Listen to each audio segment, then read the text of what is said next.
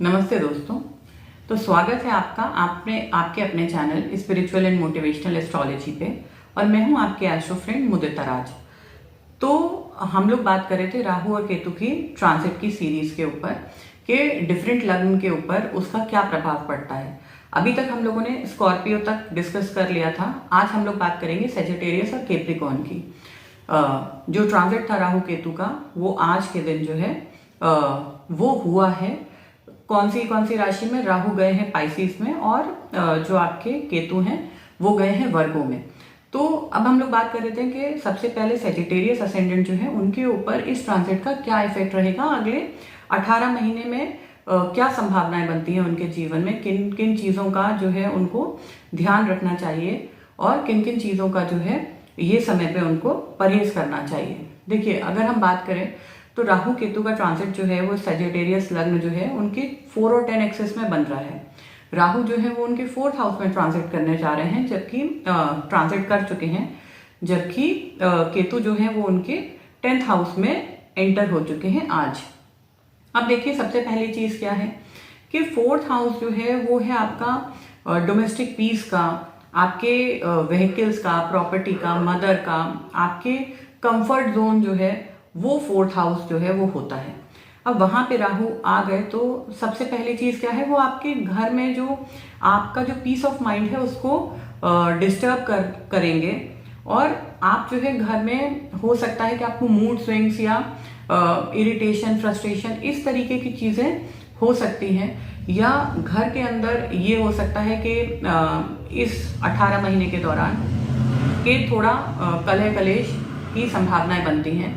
माता के साथ जो है उनके स्वास्थ्य का आप विशेष ध्यान रखिए, क्योंकि राहु 4th में है तो माता के स्वास्थ्य जो है उसमें भी वो फ्लक्चुएशन देने में पूरी तरीके से पूर्णतया केपेबल है। माता की सेहत का ध्यान रखिए। और अगर आप प्रॉपर्टी या कोई व्हीकल लेना चाह रहे हैं इन कमिंग 18 मंथ्स में, तो आप 2-4 लोगों से कंसल्ट करने के बाद ही वहां पे पैसा इन्वेस्ट करिए, क्योंकि राहु क्या है, राहु इल्यूजन है। वो आपको दिखाएगा कि देखिए सब कुछ कितना अच्छा है, कितनी अच्छी प्रॉपर्टी मिल गई, कितने कम दाम में मिल गई, या ऑन रोड का जो है प्रॉपर्टी, मतलब इस तरीके की चीजें करके वो आपको भ्रम में डालने की कोशिश करेंगे। और जो है आप जो है इस टाइम पीरियड पे अगर प्रॉपर्टी ले लेते हैं बिना ज्यादा जांच पड़ताल करे तो बहुत ज्यादा संभावनाएं बनती हैं कि आगे जाके वो प्रॉपर्टी जो है वो विवाद में फंस सकती है। क्योंकि राहु 4th हाउस में क्या होता है कि प्रॉपर्टी को लेकर विवाद देने की जो है वो पूरी पॉसिबिलिटीज बनाते हैं। उसके अलावा क्या है कि आपको अपनी और अपनी मदर की, दोनों की हार्ट हेल्थ का बहुत ध्यान रखना है, क्योंकि ये टाइम पीरियड पे अगर आपको या आपकी माता जी को ब्लड प्रेशर का इश्यू है तो ये टाइम पे थोड़ा सा प्रॉपरली मॉनिटर करिए अपने ब्लड प्रेशर को, क्योंकि अटैक या इस तरीके की प्रॉब्लम जो है वो आने की संभावनाएं बनती हैं। देखिए, उसके अलावा क्या है, अगर मैं बात करूं कि 4th हाउस जो है वो आपकी कंफर्ट्स का जो है वो घर है। आप जहाँ पे सेफ फील करते हैं, आप जहाँ पे हैप्पी फील करते हैं, वो आपका घर है, वो आपका सेफ एक एनवायरनमेंट है, एक सेफ जोन है। वहां पे राहु के आ जाने से क्या है कि आपके घर का एनवायरनमेंट जो है वो थोड़ा सा डिस्टर्ब होगा। और चौथा घर क्या है, चौथा घर के जो स्वामी है कालपुरुष कुंडली में वो चंद्रमा है। तो सीधी सी बात है, यहाँ पे राहु आके आपके इमोशंस को बहुत ज्यादा इफेक्ट करेंगे। ये टाइम पे आपके इमोशंस जो हैं वो बहुत ज्यादा फ्लक्चुएट करेंगे, माने मूड स्विंग्स की प्रॉब्लम आपको हो सकती है। आप ऐसे मान लीजिए कि यहाँ पे राहु को चंद्रमा की भी ऊर्जा जो है मिल रही है 4th घर में, भले ही वो पाइसिस साइन में हो। तो ये भी हो सकता है क्योंकि राहु आपके 8वें और 12वें के त्रिकोण में आ रहे हैं, तो वो आपको स्पिरिचुअलिटी की तरफ या इस तरफ भी मोटिवेट कर सकते हैं। और अगर आप जो है अपनी नॉर्मल लाइफस्टाइल में मेडिटेशन या ये सब ध्यान, योगा वगैरह नहीं करते हैं, तो एज अ रेमेडी आप समझ लीजिए कि आपको इन 18 महीनों में मेडिटेशन तो जरूर प्रैक्टिस करना चाहिए। भले ही आप 10 मिनट के लिए करें, 15 मिनट के लिए करें, जितनी देर के लिए भी कर सकें, बैठ के आप अपनी सांसों के ऊपर अपना ध्यान केंद्रित करें। उससे क्या है कि मून, क्योंकि देखिए राहु और मून एक दूसरे के साथ मित्र नहीं है, क्योंकि राहु केतु जो है वो चंद्रमा और सूर्य को ग्रहण लगाने का काम करते हैं। तो यहाँ पे जब आप मेडिटेशन करेंगे, ध्यान करेंगे, तो आपके इमोशंस के ऊपर आपका थोड़ा होल्ड बढ़ेगा। आप जो है अपने इमोशंस को थोड़ा सा कंट्रोल में रख पाएंगे। अदरवाइज यहाँ पे राहु क्या है कि इमोशंस की आपको प्रॉब्लम देगा, मूड स्विंग्स की प्रॉब्लम देगा, और वो प्रॉब्लम आप घर की प्रॉब्लम ऑफिस लेके जाएंगे, क्योंकि राहु केतु 4-10 के एक्सेस में है। तो आप ऑफिस में भी अपना 100% नहीं दे पाने में केपेबल होंगे अगर आप घर की टेंशन ऑफिस लेके जाएंगे। तो इसीलिए ये सेजिटेरियस असेंडेंट जो है उनके लिए आप रेमेडी समझ सकते हैं। आप ध्यान लगाइए, या अगर आप ध्यान नहीं लगा पाते, किसी भी कारण से आपसे नहीं हो पाता है, तो आप योगा वगैरह जो है, योगा प्राणायाम, एटलीस्ट ब्रीदिंग एक्सरसाइजेस आप जरूर कीजिए ये टाइम पीरियड पे। देखिए, उसके अलावा अगर मैं बात करूं तो राहु यहाँ पे चौथे घर में बैठ के 8वें 12वें दोनों घर को जो है वो इफेक्ट करते हैं। तो अगर आप जो है बाहर जाने का प्लान कर रहे थे, बाहर जाने के इच्छुक थे, तो ये टाइम पीरियड पे उसकी पॉसिबिलिटीज भी बनती हुई दिखती हैं कि विदेश जाने की आपको अपॉर्चुनिटी ये राहु दे सकते हैं। क्योंकि चौथा घर क्या है, चौथे घर से मदरलैंड को भी देखते हैं, अपने देश को भी देखते हैं। वहां राहु आ गए तो वहां पे राहु क्या करेंगे, वो आपको आपकी मदरलैंड से दूर करने में केपेबल होंगे। ये टाइम पे ये हो सकता है कि आप सपोज यूपी में रहते थे और अचानक से जो है आपने हैदराबाद में जाके एक प्रॉपर्टी खरीदी और वहां पे सेटल हो गए, क्योंकि भाई वो भी घर से दूर जाना हो गया, मतलब लॉन्ग डिस्टेंस पे आप अपने घर से चले गए। तो इसकी संभावनाएं बनती हैं। अगर आप विदेश में जाने के, रहने के या सेटल होने के इच्छुक थे, तो उसकी भी संभावनाएं चौथे घर के राहु देते हैं। उसके अलावा क्या, देखिए चौथा घर होता है व्हीकल। जब राहु यहाँ पे आ जाते हैं तो पॉसिबिलिटीज बन जाती हैं एक्सीडेंट की, क्योंकि राहु सडन इवेंट को बताते हैं। सडन इवेंट जो है, राहु 4th हाउस में व्हीकल से आपको एक्सीडेंट होने का भय ये टाइम पे बनता है। लेकिन उसके लिए आपको आपकी पूरा चार्ट जो है वो देखना पड़ेगा, एनालाइज करना पड़ेगा, तब आप फाइनली ये बता सकते हैं कि हाँ, ये टाइम पीरियड पे आपकी पॉसिबिलिटीज एक्सीडेंट की बनती हैं। अगर 4th हाउस जो है वो बहुत मेलेफिक इन्फ्लुएंस में नहीं है, तो हो सकता है कि आप जो है आपको थोड़ी सी चोट लगे, आप मान लीजिए जीने से गिर जाएं, या हो सकता है ऐसे ही चलते चलते कहीं आपके पैर से कोई चीज आके टकरा जाए। तो इस तरीके की चीजें होने की पॉसिबिलिटीज बनती हैं जब राहु केतु जो है 4 और 10 एक्सेस में होते हैं। तो चलिए अब हम लोग बात कर लेते हैं कि ये जो ट्रांजिट है ये कैप्रिकॉर्न असेंडेंट्स के लिए कैसा रहने वाला है। तो देखिए, सबसे पहली चीज क्या है कि राहु और केतु उनके 3-9 एक्सेस में ट्रांजिट कर रहे हैं। तो राहु जो है वो 3rd हाउस में और केतु 9th हाउस में आ रहे हैं। दोनों ही प्लैनेट के लिए बहुत अच्छी और कंफर्टेबल पोजीशन है, और ये ट्रांजिट कैप्रिकॉर्न असेंडेंट्स के लिए बहुत अच्छा है। शर्त बस इतनी है कि उनका 3rd और 9th हाउस जो है वो एफ्लिक्शन में ना हो, और वहां पे जो प्लैनेट हो वो राहु और केतु के शत्रु ग्रह ना बैठे हों 3रे और 9वें घर में।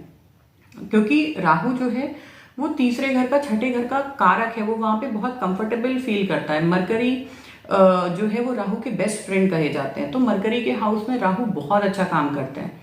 यहाँ पे क्या है, यहाँ पे राहु आपको करेज देते हैं, आपको पराक्रम देते हैं, और आगे बढ़ने के लिए मोटिवेशन मिलता है। जब राहु आपके 3rd हाउस में आते हैं, आप जो है अपने शत्रुओं के ऊपर भारी पड़ते हैं जब राहु जो है वो 3rd हाउस में ट्रांजिट करते हैं। या अगर आपका नेटल राहु भी 3rd हाउस में है, तो ऐसे लोग आप देखिए कि बहुत करेजियस, बहुत क्रिएटिव और बहुत इनोवेटिव लोग होते हैं।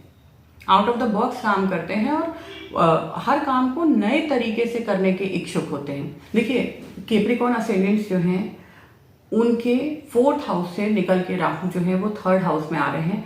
तो अभी तक पिछले 18 महीने से जो भी उनकी फैमिली में प्रॉब्लम्स, इश्यूज, फाइनेंशियल इश्यूज या इस तरीके की प्रॉब्लम चल रही थी, अब ये टाइम है कि ये चीजें रिजॉल्व हो जाएंगी, इन चीजों का समाधान हो जाएगा और चीजें आपको बेहतर होती हुई दिखाई देंगी। देखिए, यहाँ पे क्या है कि राहु आपको बोलने की बहुत अच्छी क्षमता देने वाले हैं। आप जो है बहुत अच्छे इस समय पे आप स्पीकर बनेंगे।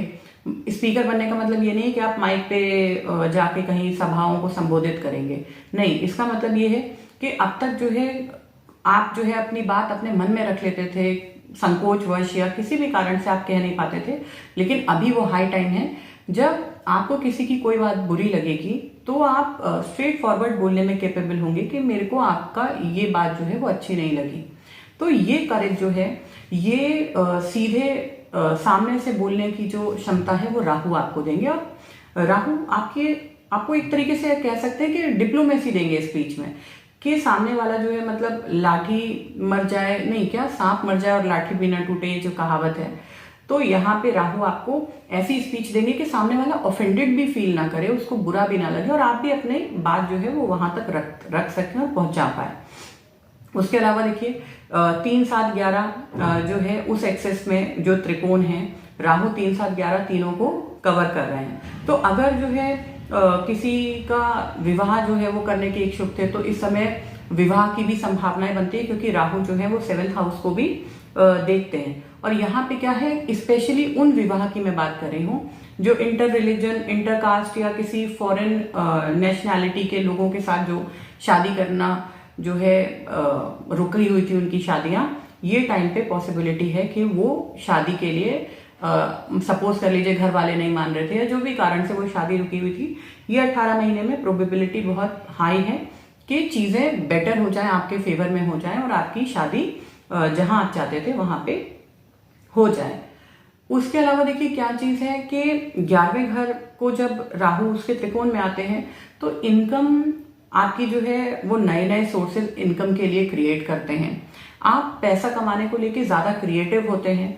आप ये सोचते हैं कि कैसे मैं अपनी इनकम बढ़ा सकता हूँ, मल्टीपल सोर्सेज से मैं इनकम कैसे जनरेट कर सकता हूँ। तो आप पैसों को लेके जो है वो आपका दिमाग में कैलकुलेशन जो है वो चलने लगता है। और क्योंकि देखिए 11वां घर राहु का खुद का घर है, वो वहां के को लॉर्ड हैं। अगर हम बात करें एक्वेरियस राशि के को लॉर्ड हैं, तो 11वां घर कारपुरुष कुंडली में एक्वेरियस का है। तो यहाँ पे राहु जो है ये आपको अच्छी चीज है। माने कैप्रिकॉर्न असेंडेंट्स के लिए मैं अगर बात करूं तो ये ट्रांजिट अच्छा है। कुछ एक पॉइंट्स जो हैं थोड़ा बहुत, क्योंकि देखिए ये है तो मेलेफिक प्लैनेट, तो अपनी नेचर तो ये छोड़ेंगे नहीं, लेकिन जब ये कंफर्टेबल होंगे तो ये आपको अच्छी चीजें ज्यादा देंगे एज कंपेयर टू प्रॉब्लम्स। उसके अलावा देखिए क्या है कि अगर मैं बात करूं कि 3rd हाउस में जब राहु आपके ट्रांजिट करेंगे और कहीं वहां पे मार्स बैठे हैं या मार्स का इन्फ्लुएंस आ रहा है आपके 3rd हाउस पे, या मार्स की राशि आ रही है, तो उस कंडीशन में आप मार्स की राशि आ रही है नहीं, मतलब अगर मार्स जो है मार्स की दृष्टि आ रही है या मंगल वहां बैठे हुए हैं आपके 3rd हाउस में, वो टाइम पे आप इस चीज का ध्यान रखिए कि ये राहु मंगल के साथ जो है इनकी एनर्जी मिक्स हो रही है। तो ये मंगल राहु बन रहे हैं एक तरीके से। और मंगल राहु क्या है, वो दुस्साहस देता है इंसान को।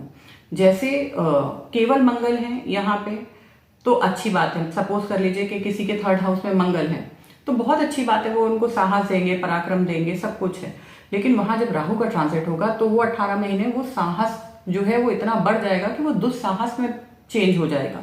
तो ये टाइम पे आप बहुत सोच समझ के अपने शब्दों का प्रयोग करें, बहुत सोच समझ के आप अपने गाड़ी को ड्राइव करें, क्योंकि ड्राइविंग भी हम 3rd हाउस से देखते हैं, क्योंकि हैंड्स, हाथों की स्किल है गाड़ी चलाना, तो उसको भी हम 3rd हाउस से देखते हैं कि भाई सपोज कर लीजिए किसी के 3rd हाउस में केतु नहीं, 3rd हाउस में सैटर्न है अगर किसी के, तो आप देखेंगे वो बहुत स्लो गाड़ी चलाते हैं, भले ही रोड पूरी खाली क्यों ना हो, लेकिन वो फास्ट और रैश ड्राइविंग करना पसंद नहीं करते। जबकि 3rd हाउस में राहु हो, मंगल हो, या जेमिनाई में राहु हो या जेमिनाई में मार्स हो, तो ये लोग रैश ड्राइविंग करते हैं। और ये टाइम पे ये चीज इन लोगों में ये टेंडेंसी बढ़ने की संभावना है, और जिसकी वजह से क्या है कि प्रॉब्लम हो सकती है। अगर चोट वगैरह जो है वो लग जाती है तो इन नेटिव्स को उन चोट उसकी वजह से परेशानियां हो सकती हैं। उसके अलावा देखिए केतु इनके 9th हाउस में है, तो ये धार्मिक यात्राओं पे जाने का योग बनता है इन 18 महीनों में। ये लोग धार्मिक यात्राएं कर सकते हैं, लॉन्ग रूट या लॉन्ग जर्नी को हम 9th हाउस से देखते हैं। तो कहीं दूर जो है वो तीर्थ करने जा सकते हैं। जैसे सपोज कोई यूपी से केरल जा रहा है, आपके रामेश्वरम जा रहा है, तो वो तीर्थ करने के लिए इतनी दूर जा रहे हैं, पुरी जा रहे हैं। तो ये चीजें जो है मतलब आप दूर के तीर्थ करेंगे, लंबी यात्राएं करेंगे। लेकिन लंबी यात्राएं, क्योंकि केतु क्या है, ब्रेक है, लंबी यात्राएं टुकड़ों टुकड़ों में करेंगे। मतलब पहले आपने बस करी, बस जो है बस आपने कहीं पे स्टे लिया, रुके, फिर वहां से आपकी ट्रेन है, आपने सोचा कि भाई रामेश्वरम जाने के लिए बीच में हम कोई भी सपोज कर लीजिए जो भी स्टेट आता हो वहां पे हम रुक के 2 दिन पहले वहां स्पेंड करेंगे, थोड़ा सा घूमेंगे फिरेंगे, फिर हम आगे बढ़ेंगे। तो मतलब टुकड़ों टुकड़ों में आप घूमते फिरते जो है बाकी तीर्थ दर्शन करते हुए तब आप रामेश्वरम या ऐसे किसी तीर्थ पे पहुंचेंगे। क्योंकि देखिए केतु अपना इफेक्ट आपको देगा जरूर। अगर 9th हाउस में केतु का ट्रांजिट हो रहा है तो आप लंबी यात्रा पे अगर जा रहे हैं तो उसमें ब्रेक जो है वो लगेगा ही लगेगा डेफिनेटली। अगर ब्रेक नहीं भी लगता है तो ये पॉसिबिलिटीज बनती हैं कि आप जो है वो ट्रेन में जा रहे हो, ट्रेन जो है वो 8 घंटे 10 घंटे लेट हो गई, तो आप वहां रुके हुए हैं ना, आप एक जगह अटक गए, आप ट्रेन में बैठे हैं और भाई लेट हो गए, या प्लेटफॉर्म पे बैठे हैं ट्रेन आ ही नहीं रही है, तो ये पॉसिबिलिटीज बनाते हैं केतु। तो आई होप मेरा ये वीडियो आप लोगों को अच्छा लगा होगा। कल हम लोग जो है इसकी जो है असेंडेंट्स में राहु केतु के ट्रांजिट की लास्ट जो है वो वीडियो कल करेंगे, जिसमें कि हम लोग बात करेंगे एक्वेरियस और पाइसेस राशि के बारे में कि उनका क्या इफेक्ट जो है उनकी राशियों के उनके असेंडेंट्स के ऊपर जो है क्या इफेक्ट पड़ेगा इस ट्रांजिट का। तो आई होप मेरा ये वीडियो आप लोगों को अच्छा लगा होगा। आप लोग अपने कमेंट्स जो है करके मुझे अपने सुझाव दे सकते हैं कमेंट बॉक्स में जाकर। मेरी वीडियोस को शेयर कीजिए, लाइक कीजिए और मेरे चैनल को सब्सक्राइब कीजिए। तो हम लोग जल्दी मिलते हैं अगली वीडियो के साथ। धन्यवाद।